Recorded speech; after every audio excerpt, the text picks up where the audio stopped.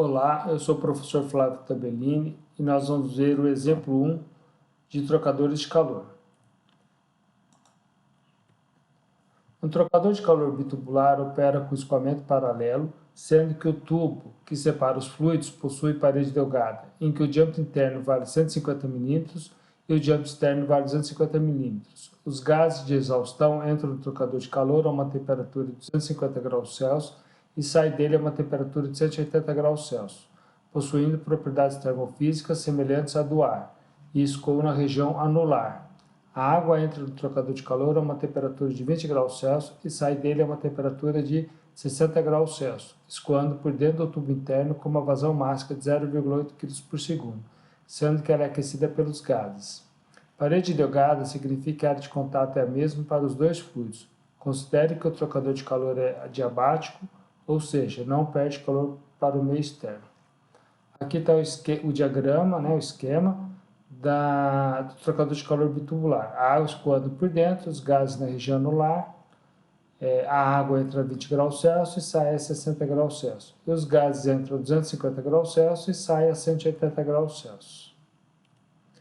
Aqui as propriedades são avaliadas na temperatura média, a água avaliada a 40 graus Celsius com as propriedades, o ar avaliado a 215 graus Celsius e as suas propriedades.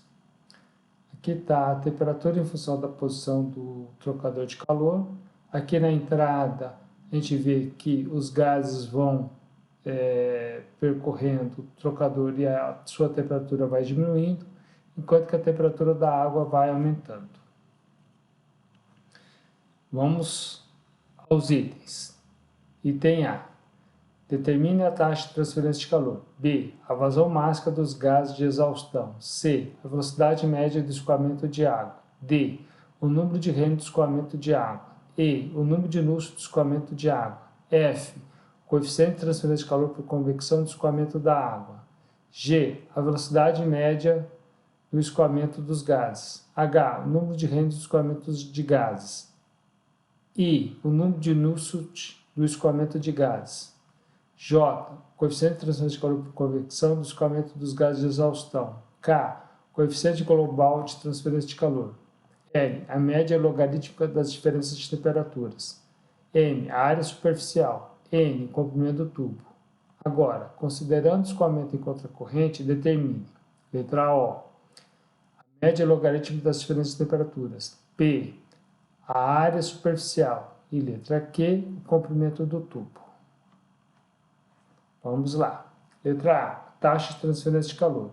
A variação da energia térmica do fluido frio é a mesma variação da energia térmica do fluido quente, que é igual à taxa de transferência de calor perpendicular ao escoamento. Então, aqui a letra F é a energia térmica da água e o índice Q aqui é a energia térmica dos gases. Então, a energia térmica da água do fluido frio é a vazão máxima vezes o calor específico vezes a diferença de temperatura. Lembrando que a gente sempre vai trabalhar com taxa de transferência de calor positiva. Substituindo os valores, nós vamos ter uma taxa de transferência de calor com uma variação de energia térmica de 133.715 watts. Vazão máxima dos gases de exaustão.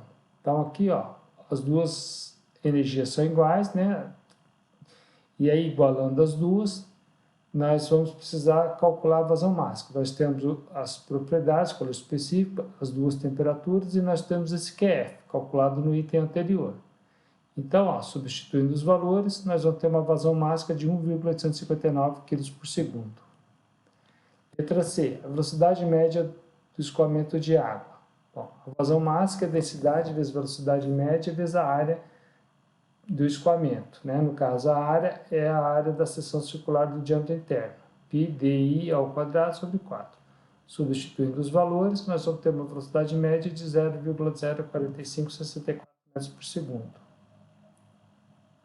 Letra D, o número de reino de escoamento de água, que é dado pela densidade vezes a velocidade média vezes o diâmetro dividido pela viscosidade dinâmica.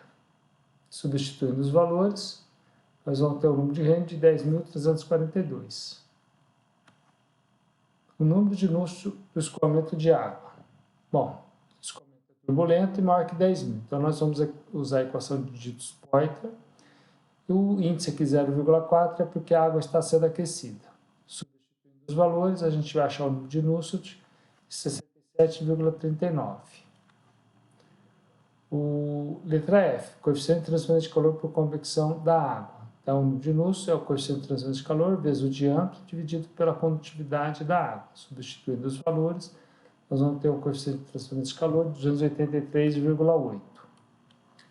Velocidade média do escoamento dos gases, mesma coisa, só que agora a área é a área da região anular, que vai ser a área do tubo maior, do tubo externo, diâmetro externo, menos a área do tubo menor, interno, o diâmetro externo. Então, por isso que essa fórmula aqui.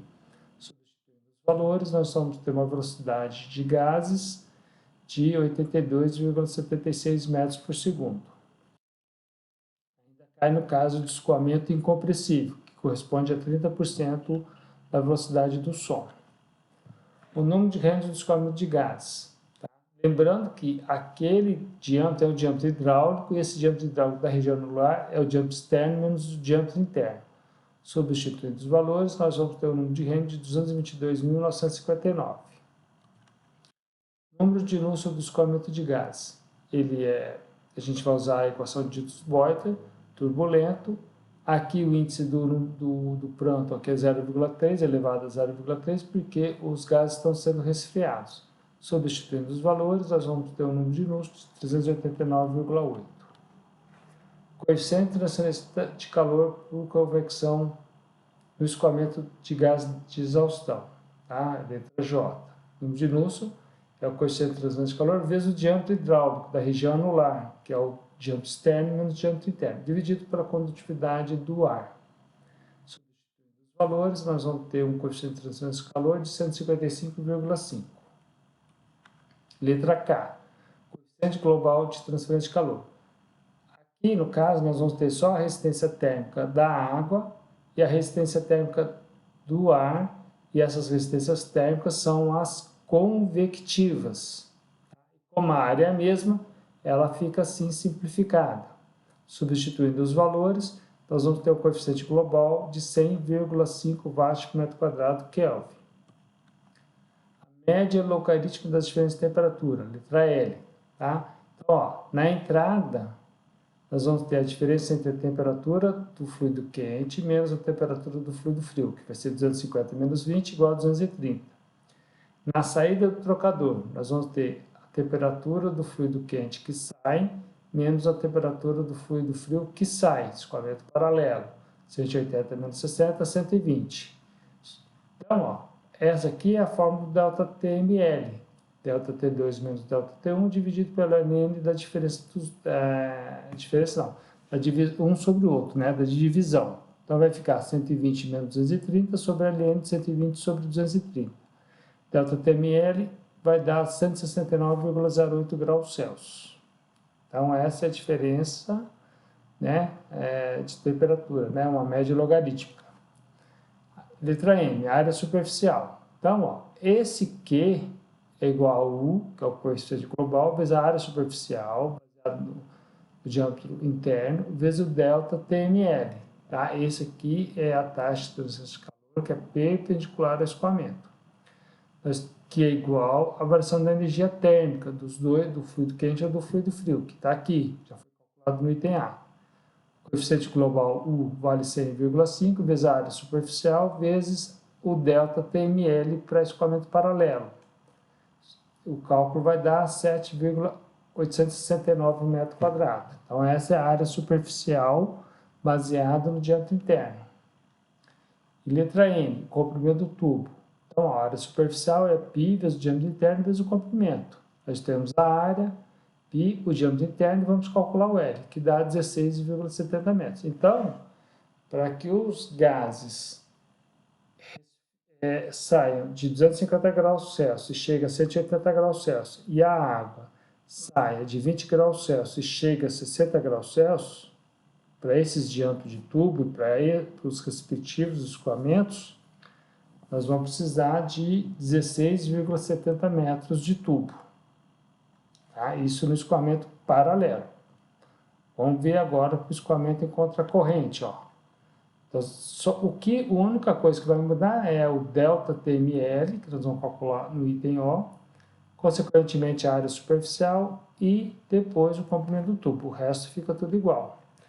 Aqui está o escoamento contracorrente, ó. Aqui ele é diferente do paralelo. Os gases estão entre 50 e saindo aqui a 180. E desse outro lado, a água está entrando a 20 graus Celsius e está saindo aqui desse outro lado da seção 1 a 60 graus Celsius. Então, aqui as coisas mudam um pouquinho.